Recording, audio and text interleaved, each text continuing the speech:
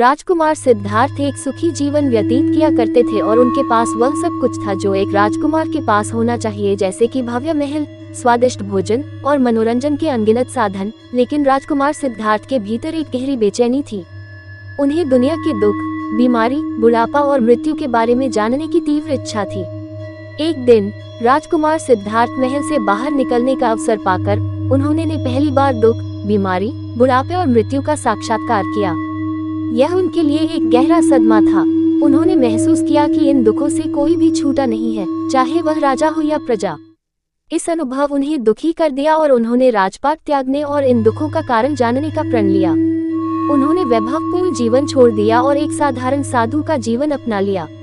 राजकुमार सिद्धार्थ ने कई वर्षों तक उन्होंने विभिन्न शिक्षकों से ज्ञान प्राप्त किया और कठोर तपस्या की। उन्होंने गहरे ध्यान में बैठकर जीवन के रहस्यों को समझने का प्रयास किया।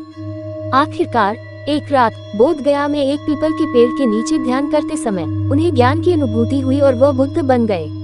बुद्धत्व को प्राप्त करने के बाद उन्होंने अपना शेष जीवन दूसरों को दुखों से मुक्ति का मार्ग सिखाने में लगा दिया। उन्होंने 4 आर्य सत्य और अष्टांगिक मार्ग की शिक्षा दी, जो दुख से मुक्ति का मार्ग प्रशस्त करते हैं।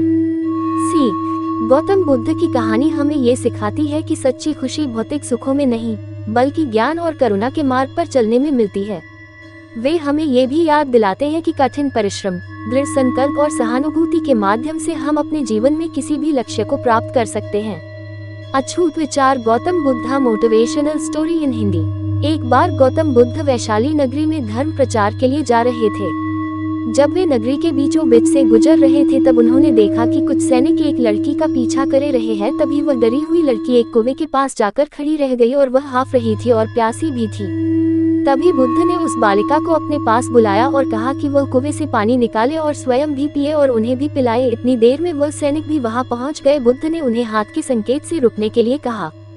बुद्ध की बात सुनकर लड़की ने कहा, महाराज, मैं एक अछूत लड़की हूँ और मेरे कुएं से पानी निकालने पर जल दूषित हो जाएगा। तभी बुद्ध ने उससे फिर कहा, बालिका, बहुत जोर की प्यास लगी है, पहले तुम पानी पिलाओ।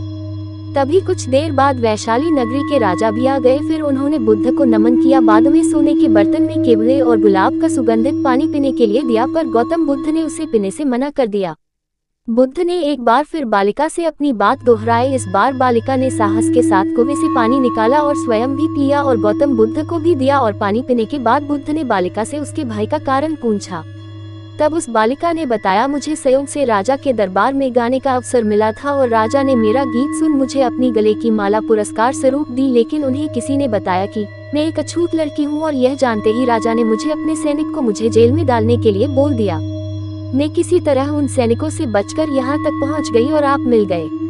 इस पर बुद्ध ने कहा कि सुनो राजन, मैं चाहता हूँ कि आप मेरी इस शब्द को हमेशा याद रखें। कोई भी मनुष्य की पहचान उसके धर्म और जाति से नहीं, बल्कि उसके स्वभाव या उसके अच्छे काम से होती है। जिस बालिका के मधुर कंठ से निकले मधुर गीत का आपने आनंद उठाया, उसे पुरस्कार दिया और जिसके कार्य इतने अच्छे हों वह अछूत हो नहीं सकती। और उस बालिका के साथ नीची सोच और छोटे कार्य करके अछूत होने का परिचय तो आपने दिया है।